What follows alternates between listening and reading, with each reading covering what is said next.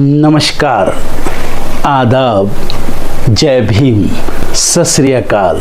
मैं हूँ माजिद सिद्दीकी और आप देख रहे हैं फोकस हिंदुस्तान न्यूज़ चैनल।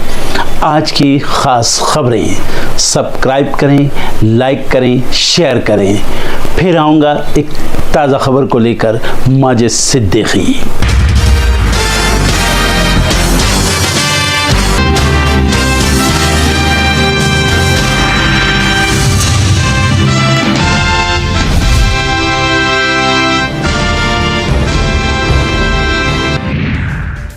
संसद के शीतकालीन सत्र का तीसरा दिन आज प्रदूषण, आतंकवाद, राष्ट्रीय सुरक्षा जैसे मुद्दों पर चर्चा की मांग करेगा विपक्ष। सरकार की तरफ से कई बिल हो सकते हैं पेश। बिहार विधानसभा सत्र का तीसरा दिन आज दोनों सदनों को संबोधित करेंगे राज्यपाल आरिफ मोहम्मद खान। नई सरकार के एजेंडे, नीतियां और विकास योजनाओं की रूपरेखा की जाएगी पेश। दिल्ली हिंसा मामले में आज फिर होगी सुनवाई। आरोपी शर्जील इमाम और उमर खालिद समेत अन्य ने सुप्रीम कोर्ट में दायर की है जमानत याचिका। राज्यसभा में कांग्रेस नेता रेणुका चौधरी के खिलाफ लाया जा सकता है विशेषाधिकार हनन प्रस्ताव। रेणुका चौधरी के संसद में कुत्ता लाने पर सत्ता पक्ष की तरफ से व्यक्त की गई थी आपत्ति। सीएम रेवंत रेड्डी आज प्रधानमंत्री मोदी से करेंगे मुलाकात। तेलंगाना राइजिंग समिट का देंगे न्योता। जनगणना 2027 की प्रक्रिया 2 फेज में होगी। पहला चरण अप्रैल 2026 से फरवरी 2027 में होगा दूसरा चरण। राहुल गांधी के सवाल का गृह मंत्रालय ने दिया जवाब। बीजेपी ने सोनिया गांधी नाम की महिला को बनाया उम्मीदवार। केरल में लड़ेंगी पंचायत चुनाव। पिता ने कांग्रेस नेता से प्रभावित होकर रखा था नाम। पंजाब में किसानों का रेल रोकने का ऐलान। 5 दिसंबर को रेलवे ट्रैक करेंगे जाम। 26 जगह पटरियों पर बैठेंगे किसान। दिल्ली में बढ़ते प्रदूषण पर सोनिया गांधी ने जाहिर की चिंता। पूर्व पीएम इंदिरा गांधी के जरिए उठाए गए कदमों को किया याद। सीएनजी चालित सार्वजनिक परिवहन की शुरुआत का दिया हवाला। दिल्ली के एमसीडी वार्ड उपचुनाव के नतीजे जारी। 6 सीटों पर बीजेपी और 4 पर आम आदमी पार्टी का दबदबा। कांग्रेस ने भी खोला खाता। रूस और भारत के रिश्ते हुए मजबूत। सैन्य समझौते रिलॉज को रूसी संसद में मिली मंजूरी। राष्ट्रपति पुतिन ने भारत दौरे से पहले किया ऐलान। अमेरिकी राष्ट्रपति डोनाल्ड ट्रंप का बड़ा बयान। कहा, मैं लालची नहीं हूँ पर मुझे नोबेल मिलना चाहिए। मैंने 8 युद्ध खत्म किए। जान जाने की अफवाहों के बीच पाकिस्तान के पूर्व पीएम इमरान खान से मिली बहन। कहा, जेल में मेंटल टॉर्चर किया जा रहा। आर्मी चीफ मुनीर को ठहराया जिम्मेदार। अमेरिकी राष्ट्रपति डोनाल्ड ट्रंप के दामाद के साथ पुतिन की हुई 5 घंटे बैठक। पुतिन बोले, डोनबास लिए बिना कोई शांति नहीं, जंग रोकने पर फैसला नहीं। श्रीलंका में तबाही के बीच चमकी इंसानियत। मुश्किल वक्त में दिल्ली ने भेजी मदद तो भावुक हुए श्रीलंकाई। पीएम मोदी की तारीफ। पुतिन के भारत दौरे से पहले रूस का बड़ा ऐलान। बोले, अब सिर्फ तेल बेचेंगे नहीं, भारत से जमकर करेंगे खरीदारी। दोनों देशों के बीच बढ़ेगा व्यापार। किसानों को मिल सकता है बड़ा तोहफा। 6,000 से बढ़कर 9,000 रुपए हो सकती है सम्मान निधि। केंद्र सरकार आगामी बजट में पीएम किसान योजना की राशि बढ़ाने पर कर रही है विचार। रुपया सबसे निचले स्तर पर आया। डॉलर के मुकाबले 90 के पार पहुंचा रुपया। रुपये में गिरावट से इंपोर्ट करना होगा महंगा। आरबीआई मॉनेटरी पॉलिसी कमेटी की मीटिंग आज से। ब्याज दर 0.25% घट सकती है। अब आरबीआई की रेपो रेट 5.50% पर। चीनी मिलों में बम्पर उत्पादन। नवंबर में देश का चीनी उत्पादन 43% से बढ़कर पहुंचा 4.1 मिलियन टन। बेहतर रिकवरी रेट और कॉमन एथेनॉल डाइवर्जन से बढ़ा है उत्पादन।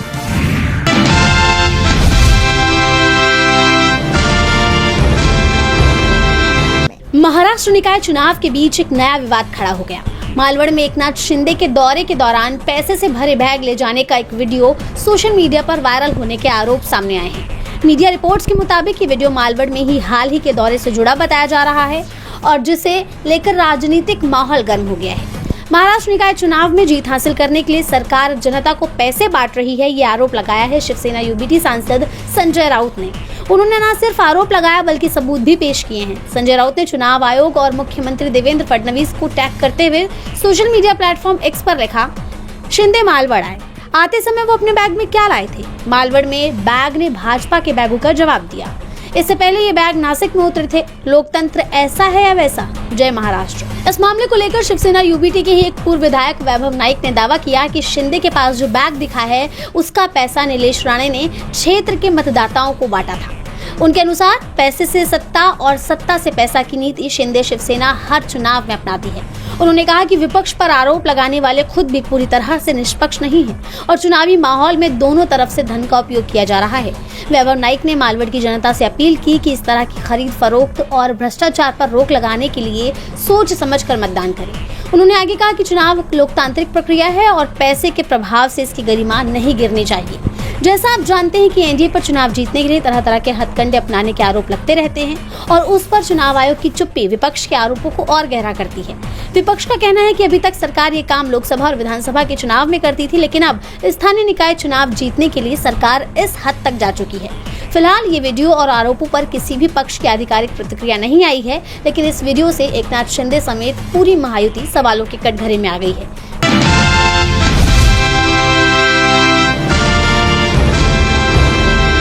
केंद्र की मोदी सरकार ने नितिन गडकरी को बड़ा झटका दिया है। नितिन गडकरी के ड्रीम प्रोजेक्ट को स्थगित कर दिया गया।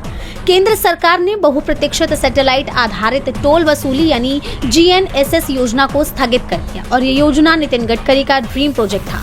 दरअसल राष्ट्रीय राजमार्गों को टोल प्लाजा मुक्त करने और जितनी दूरी उतना टोल टैक्स के सिद्धांत पर आधारित GNSS यानी सैटेलाइट आधारित टोल प्रणाली पर नितिन गडकरी लंबे समय से काम कर रहे थे। इस योजना के तहत वाहन जितनी दूरी तय करता उतना ही टोल अपने आप बैंक खाते से कट जाता, यानी गाड़ी बिना रुके टोल पार करती। लेकिन इस तकनीक के तहत हर गाड़ी में ऑन बोर्ड यूनिट यानी OBU ट्रैक डिवाइस लगाना जरूरी था, जिससे वाहन के रूट, स्टॉपेज, गति और गंतव्य जैसी जानकारी लगातार रिकॉर्ड होती रहती। मीडिया रिपोर्ट्स के मुताबिक वाहनों में ट्रैकिंग डिवाइस लगाने से आम लोगों की निजता प्रभावित होती। डेटा के दुरुपयोग की आशंका और राष्ट्रीय सुरक्षा के जोखिमों के चलते सरकार ने इसे रोकने का निर्णय लिया। हालांकि सरकार पहले ही साफ कर चुकी थी कि 1 मई से सैटेलाइट टोलिंग को लागू करने पर कोई फैसला नहीं हुआ है और अब आधिकारिक रूप से इसे स्थगित कर दिया गया। जैसा आप जानते हैं कि GNSS प्रणाली में हर वाहन में ऑन बोर्ड यूनिट यानी OBU लगाना जरूरी था, जिससे वाहन की लोकेशन से लेकर सभी जानकारी लगातार रिकॉर्ड होती रहती।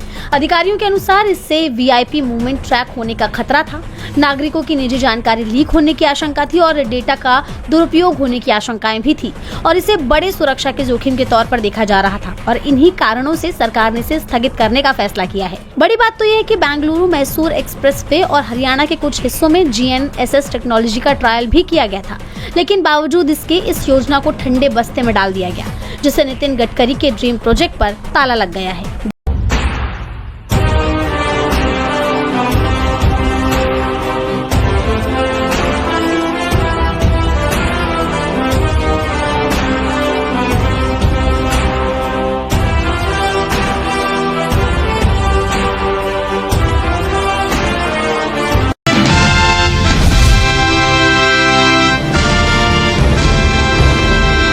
डिपार्टमेंट ऑफ टेलीकम्युनिकेशंस ने मोबाइल बनाने वाली कंपनियों को निर्देश दिया है कि वो आगे आने वाले अपने सभी मोबाइल फोन में संचार साथी ऐप प्री इंस्टॉल करें।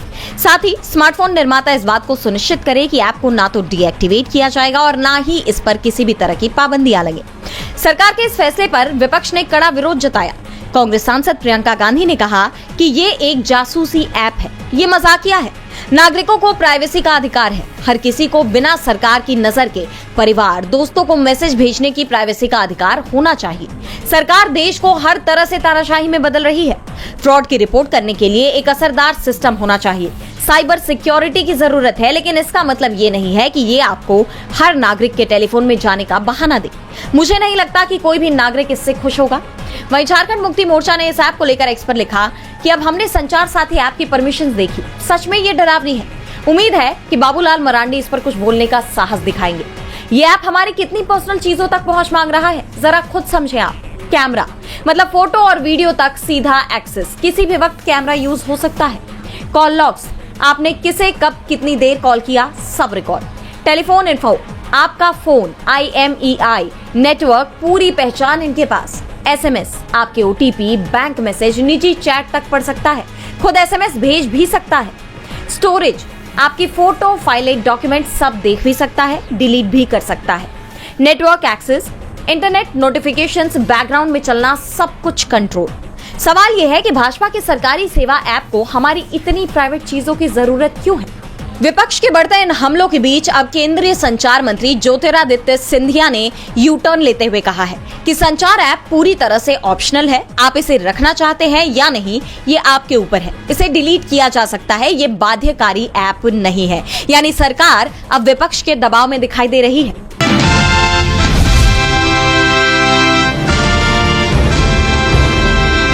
मध्य प्रदेश कांग्रेस अपनी मांगों को लेकर विरोध का अलग अलग तरीका अपना रही है। एक दिन पहले कांग्रेस विधायकों ने स्वास्थ्य व्यवस्था को लेकर अनोखा विरोध प्रदर्शन किया था, तो वहीं अब सदन के दूसरे दिन कांग्रेस विधायकों ने गांधी प्रतिमा के सामने सरकार के खिलाफ नारेबाजी की। साथ ही चिड़िया चुग गई खेत की झांकी लेकर पहुंचे, जिसमें उन्होंने दिखाया कि बीजेपी चिड़िया बनकर किसान का अनाज चुग रही है और इससे किसान के हाथ खाली रह गए हैं। इस बीच नेता प्रतिपक्ष उमंग सिंघार ने सरकार पर आरोप लगाते हुए कहा कि किसानों के हितों की रक्षा न कर पाना बीजेपी सरकार की सबसे बड़ी विफलता है। किसानों को सोयाबीन, मक्का, प्याज के भाव नहीं मिल रहे हैं, भूमि अधिग्रहण के नाम पर 4 गुना नहीं देना चाहते, कर्ज माफ नहीं करना चाहते, किसानों को लाइन में लगा कर परेशान किए हैं। कुछ दिनों में ऐसा ना हो कि किसानों के ब्लड प्रेशर की रिपोर्ट मांगने लग जाएं। आपने कहावत सुनी है, चिड़िया चुग गई खेत। ये मोटी चिड़िया जो एक सरकार है भारतीय जनता पार्टी की, जैसे किसानों के खेत कैसे चुग रही है, सोयाबीन, मक्का, प्याज, इनके सबके भाव नहीं मिल रहे, भूमि अधिग्रहण के नाम पर 4 गुना देना नहीं चाहते, कर्ज माफ नहीं करना चाहते, उल्टा किसान को लाइन में लगाते, किसान का पंजीयन, फसल का पंजीयन, खाद की लाइन, ये लाइन में लगा के परेशान है। अब मुझे लगता है कि ऐसा नहीं हो कि अब सरकार आपसे इतने पंजीयन, इतने कागज मांगती है, अब आपसे ब्लड प्रेशर की, आपसे रिपोर्ट मांगने लग जाए किसानों से। जैसे आप जानते हैं कि मध्य प्रदेश विधानसभा सत्र 1 दिसंबर से 5 दिसंबर तक चलेगा, जिस दौरान कई मुद्दों को लेकर कांग्रेस ने सरकार को घेरने की तैयारी कर ली है।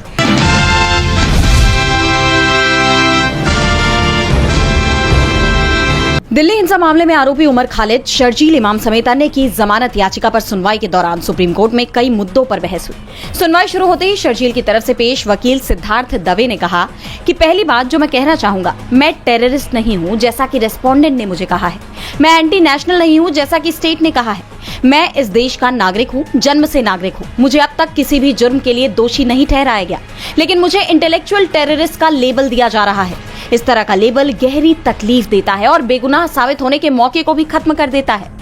कोर्ट में पिछली सुनवाई के दौरान दिल्ली पुलिस की तरफ से सुनाई गई शर्जील इमाम के भाषण की क्लिप चलाई गई थी, जिस पर इस बार कोर्ट ने सवाल किया। बेंच ने पूछा कि क्या ये कहा जा सकता है कि वे भाषण यूएपीए 1967 के तहत भड़काने वाले और आतंकवादी गतिविधि के तौर पर नहीं देखे जाएंगे।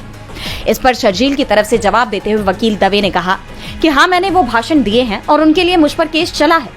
अगर मुझे उन भाषणों के लिए गिरफ्तार किया जा चुका है तो मैं उन्हीं भाषणों के लिए इस एफआईआर में कैसे आ सकता हूँ।